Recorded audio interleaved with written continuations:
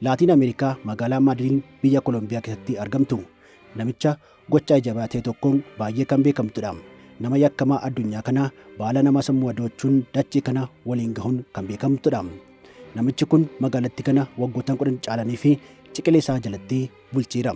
Keessumaa bara 90moota keessa sagalee dhugaasaa meeshaalee dhagahuun konkolaattonni boombii sana irratti hidhamee dhodhoohanii lubbuun wayita galaafatan ilaaluun lubbuun namaa salphaatti kan galaafatamu qaroo jiraatotaatiin daawwachuun wanta baratamee fi safuu hin qabnedha. Yeroo sanatti nama garee tokkoon magaalaan kun kan sodaatamtuu fi dhuunfatamtu taate turte. Maal godha amma Pablo Escobar hin jiru. Escobar lubbuun hin jiraatin malee seenaan isaa kun ammayyuu akka lubbuu qabuutti irra deddeebiin himamaa fi ajaa'ibadha jechiisaadha.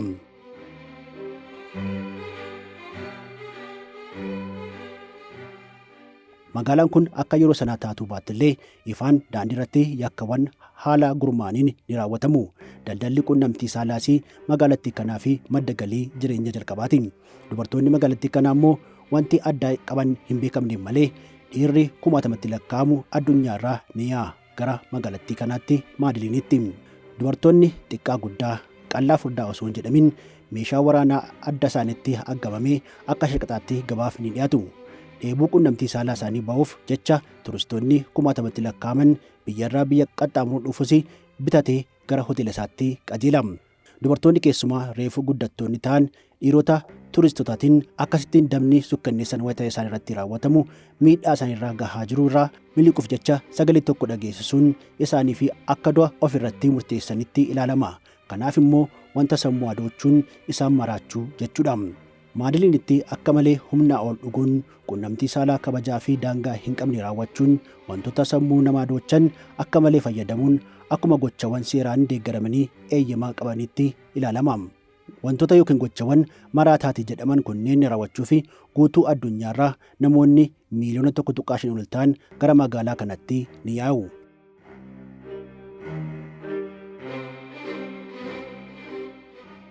Nagaa fi fayyaa kan isiniif hawwinu maatii chaanaalii keenya qophii keenya har'aatiin jiruu fi jireenya maraatummaa magaalaa Maadiliinii fi qormaata dubartoota ishee ilaalchisuun waan qindeeffannaa qabna waan ta'eef nu waliin tura. Namoonni chaanaalii keenyaaf haaraa taatan immoo sabskiraayib gochuun akka nutti makamtan kabajaan isin affeerra.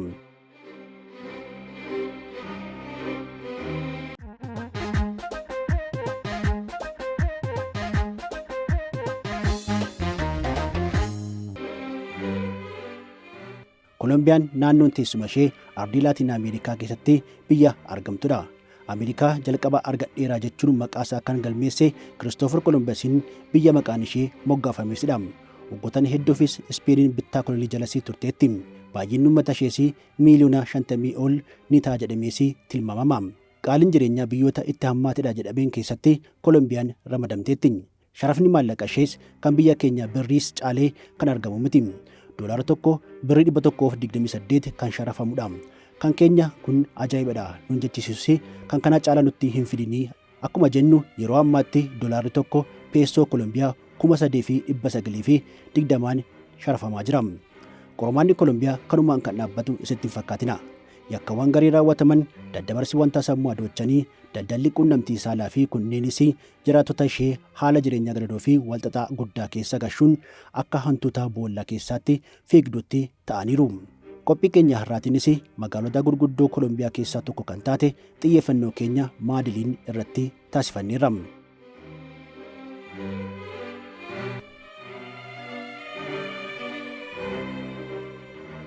Gaarawwan Mandeesiin marfamtee kan argamtu magaalaan kun jiraattota miiliyoona 2.5 ol hammattee akka jirtus ni himama.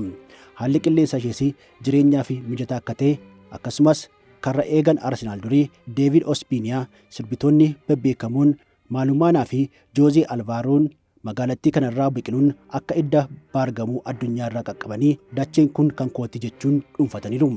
Duraan akkuma gurraa isin buufnetti wantoota sammuu adoochan daddabarsuun kallattii addunyaa hundatti kan beekamu Pablo Escobaris handhuurri isaa magaalattii kanatti kan biqiledha. Gama daldala walquunnamtii saalaatiinis turistoota hawwachuun beekamtudha. Maadiliin dubartoota babbareedoo waan hammatteef ijaan arganii filachuuf kan nama rakkisidha. Namoonni hedduunis dubartoota babbareedoo kunneen ijaan arguuf yookiin daqiiqaa muraasaa taatuufis illee wajjin ciisuu fi kiiloomeetiroota kumaatamaan lakkaa'amu addunyaa irraa qaxxaamuranii ni dhufu. Akka ragaaleen agarsiisanitti namoonni miiliyoona 1.5 ol ta'an dhimma kanaaf jedhanii gara magaalaa Maadiliinitti ni yaa'u. Namoonni hanga kana biyya keenya dhufanii iddoowwan hawwata keenya osoo daawwatanii biyyi keenya maallaqa hagamii argachuu akka dandeessu tilmaamame.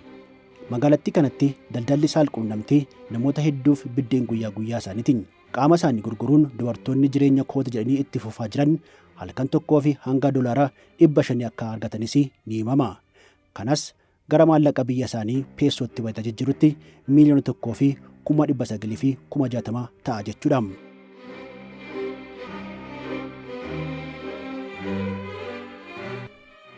Biyya keenya Itoophiyaa dabalatee dhiirris ta'ee dubarri seeraan quunnamtii saalaa fi umriin isaanii gaheedha kan jedhamu waggaa 18 yoo ce'anidha. Kolombiyaa dabalatee biyyoota Ameerikaa kibbaa hedduu keessatti garuu kun seera fudhatamaa qabu miti. Guddattoonni waggaa 14 yoo guutan quunnamtii saalaa raawwachuu fi seeraan ni deeggaramu. Kanaafuu namoonni quunnamtii saalaa fi jedhanii imaalan kunneen guddattoota umrii 14 biyyoota biraa keessatti argachuu hin dandeenye ijoollee xoxobbee kunneenii fi maallaqa yeroos humnas aarsaa ni kaffalu jechuudha. Wanti nama gaddisiisu garuu akkaataa seera biyyattiitti waggaa 14 eeyyama haa argatu malee ijoollee xoxobbee magaalaa Maadiliin garuu umriin isaanii waggaa 11 fi 12 wayita gahu gara hojii suukkanneessaa kanaatti ni seenu jechuudha. Filannoon turistotaas dhimma umrii kanaa waliin kan wal qabatudha. Ijoolleewwan Pablo Escobaariin bitamanis daddabarsaa baala sammuu adoochuu irraa gara daldala saalquunnamtiitti akka seenan ni taasifama. Maadiliin turistota dhiirotaatiin kan guutamtudha. Maaltu uumame kan jechisiisu lakkoofsa dhiirotaa yoo xinnaatedha. Kana maal jetture? Poolisiin biyyattii daldala saalquunnamtii daangaa dhabe kana to'achuu fi halkanii guyyaa dhamoosii gonkumaa hin dandeenye. Daldalli saalquunnamtii galii doolaara miiliyoonaa kan hammachiisu waan ta'eef gareewwan caasaalee hedduu qaban kan keessatti hammatanii fi hojiiwwan biroo caalaa daa'imman xoxobbee kunneenii fi galii guddaa kan argamsiisudha. Kanaafuu dadhabbii fi ifaajjiin poolisii akka baala bubbeen fudhatamteetti ta'eera.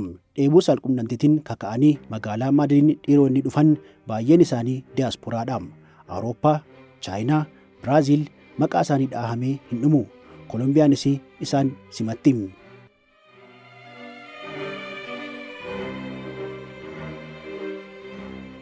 Kolombiyaan maqaa Kolombiyaatiin hin turre waggoota 15 duratti kan beekamtu. Taakkuun biyya ishee tokko osoo hin hafin baala sammuu adoochuu oomishuun beekama. Amma garuu haalaan hir'isuun dandeesseetti.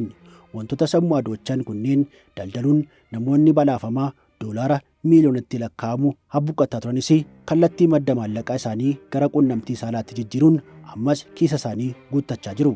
Damee kana keessattis dubartoonni hirmaana tokko malee hin qabaatin ugguruun turistota doolaara fe'atanii dhufanii fi dhiyeessuun qaamaa fi dhiiga gurguraa jiru. Cinqii dhiphinni haadholii Maadiliinis kanuma. Dubaroonni isaanii mana barumsaa deemanii hanga deebi'anitti manaa bahanii hanga galanitti sabbata isaanii cimsatanii lubbuun ni eegu. Akkuma jedhame harreen gara qonnaatti, sareen gara dheedinsaatti ta'eetu malee bulchiinsi magaalattiis ta'ee mootummaan biyyattii waa'ee Maadiliin akka dubbatamu kan fedhu kana miti. Jarri kan jedhan osoo ta'e immoo Maadiliin daddabarsa wanta sammuu adoochuu irraa bilisa taate yeroo ammaa qulqullooftuu fi jiraatotaafis mijattuu osoo taatedha. Bu'uuraalee misooma ishee jabana kana waliin deemsisuu fi doolaara miiliyoonatti lakkaa'amu dhangalaasaniiru. Arrabni isaanii Maadiliin hawwata turistii kan taate bareedduu fi qulqulluu akkasumas haalli qilleensa ishee mijataa waan ta'eefidha. Dhugaan jiru garuu faallaadha.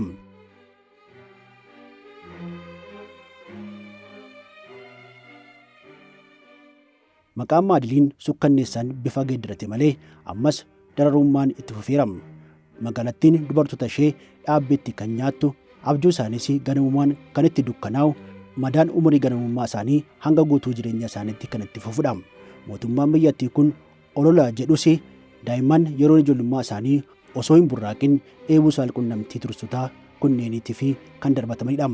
Hafteewwan Pablo Escobaaris ammas Maadiliin akka fedhanitti bitaa jiru. Hangi dararama kanaa kan bara Pablo Escobaariin gadi haa ta'u malee wantoonni sammuu adoochan ni daddabarfamu. Dubartoonnis akka meeshaatti ifaan ni gurguramu. Maatiin aarsaa cimaa kaffalee guddifatee ugguruunii fi ukkaamsuun kaayyoo sukkanneessaa isaanii kanaaf fayyadamuun waan salphaadha isaaniif. Gareewwan kunneen akkuma arrabni isaanii bishaan waada jedhamutti dhiirota dubbatanii amansiisan ni filatu. Keessaa dureen bineensaa akkuma jedhamu daandiiwwan Maadiliin irraa naanna'uun dubartoota guddattoota kunneen ni sossabu, paartiif ni affeeru, lakkoofsa bilbilaa fi teessoo isaanii ni fuudhu. Ittaan sunis bilbilanii fi bilbila haaraa ni bituu fi wantoota biroo laphee isaanii hawwatanis ni bituu fi haala kanaan amanamummaa isaanii erga mirkaneessaniin booda gara kiyyoo isaaniitti gashuun kaayyoo isaanii raawwatu.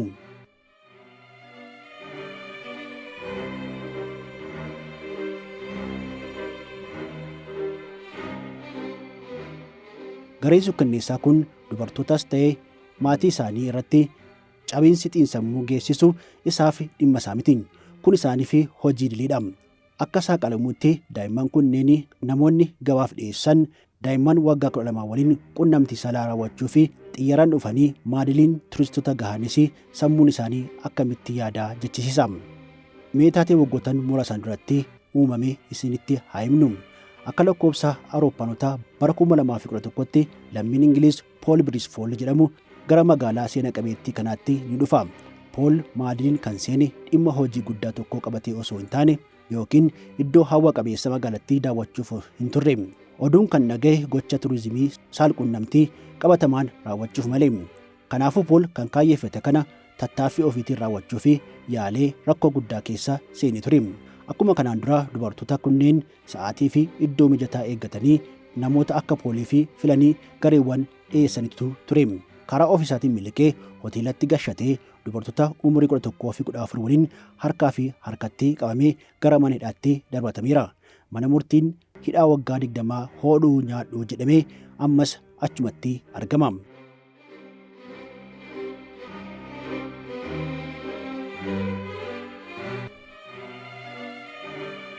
Gaazexeessaan chaanalii Afurii hojjetu Galeemoo Gaaldoos jedhamu mana hidhaatti deemee namicha qaanii dhabeessa kana dubbiseera.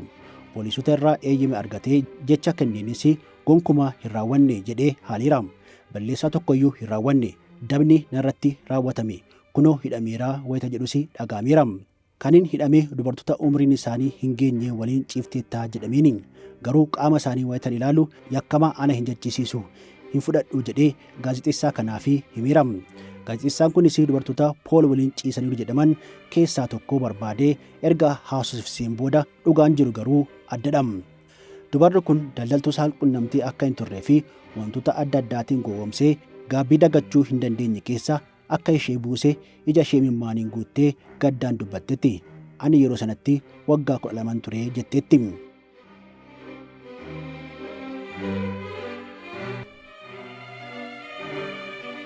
Akkuma Pool abjuu egeree dubartoota Koolombiyaa kan dukkanneessan abdii isaanii jala kan fudhatan turistotadha kan jedhaman hedduu ta'anis gocha isaanii kanaa fi mana murtii kan dhiyaatan yakkamtootadha jedhamanii mana hidhaatti kan darbataman baay'ee xiqqaadha.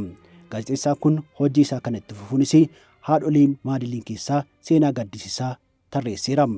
Seenaan kun mucaa isaanii Paawulaa jedhamtu garee dubartoota turistotaa fi gurguruun maatii dhaban seenessa.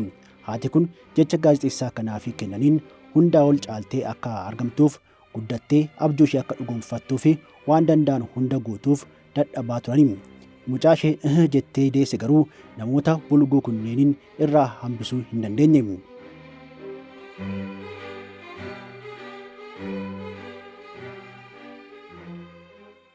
Paawulaan waggaa 14 isheetti malawwan adda addaatiin gowwoomsanii butanii ni badu.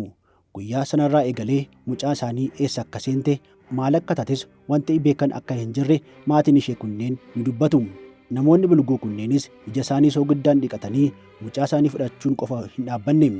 Maatii ishee waan tokko akka hin dubbannee fi yoo citii baasanis lubbuu isaanii irratti faraduudha jechuun itti himanii isaanis waan godhan dhabanii sabbata isaanii guduunfatanii afaan cufatanii ta'aniiru.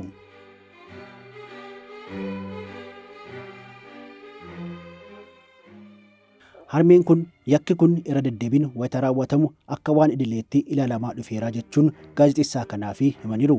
Rakkoon lusus jedhee mana isaaniitti dhufuun waan hin hafnee fi poolisiin akka isaan eeguu wayita kadhatan garaa nyaatu. Paawulaan isaaniif gammachuu gola isaanii turteessi. Gareen bulguu kun garuu maallaqa isheerraa argachaa jira. Maadiliin keessatti maallaqni daldala saalqunnamtiin argamu baay'ee guddaadha. Jireenya namoota hedduus kanuma irratti hundaa'eera. Hoteelonni siree ni kireessu. Manneen dhugaatii kanaan maallaqa kuufatu. Konkolaataan taaksiin barbaadaa fi barbaadamaa wal qunnamsiisu. Dallaalonnis gahee isaanii ni qooddatu. Maadaliin garuu dubartoota ishee kan eegu, imimmaan haadholii kan qoorsu, bulguuwwan kunneen kan adabu humna tokkoyyuu dhabdeetti.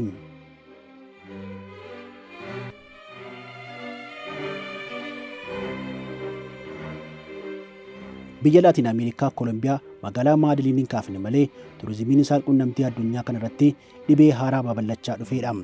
Saalqunnamtii akka hawwata turistii fi galiitti biyyootiin fayyadaman heddummataa dhufaniiru.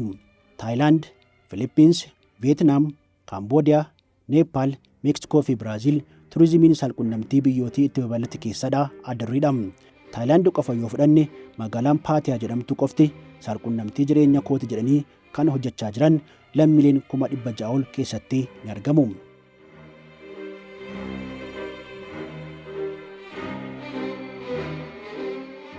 Eeyyama isaaniin alatti dirqisiifamanii wantoota adda addaatiin gowwoomfamanii gochi suukanneessaa kan irratti raawwatamu manni haa lakkaa'u.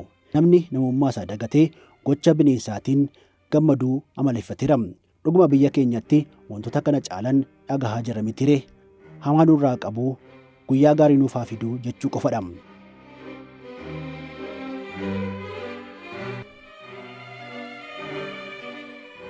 Kabajamtoota maatii chaanalii keenya, hojii keenya ittaanuun xiyyeeffannoo taasisuu qabna kan jettan yoo jiraate iddoo yaadaatti kennan irratti akka nuuf keessan kabajaan isin gaafanna. Akkuma barreeffametti sabskraayibii fi sheer gochuun hin dagatina. Viidiyoo kana namoota bira akka ga'uu fi akka sheer gootan isin yaadachiifna. Yeroo gaarii.